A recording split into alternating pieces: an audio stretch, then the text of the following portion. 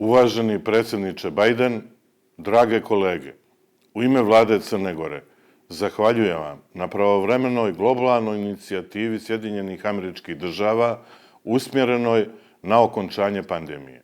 Pandemija COVID-19 stavila je pred izuzetan test naše zdravstvene sisteme, lance snabdijevanja medicinskom opremom i lijekovima, naposljetku i demokratiju.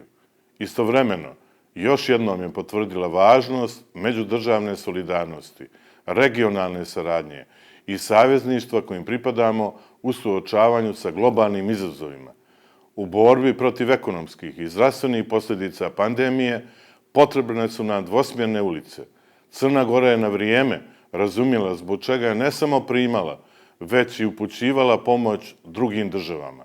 Zadovoljstvo mi je kazati da na nacionalnom nivou preduzimamo korake i sva tri segmenta koji su tema samita, kroz vakcinaciju stanovništva, poboljšanje kvaliteta života i veća ulaganja u zdravstvenu infrastrukturu.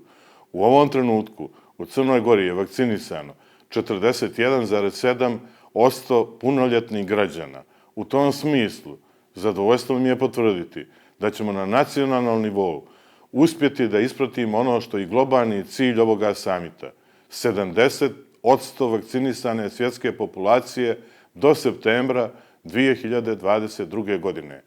Uvjeravam vas da će Crna Gora u skladu sa svojim mogućnostima nastaviti da bude pouzdan partner u sinergetskom djelovanju u implementaciji zaključaka ovog samita. Zahvaljujem.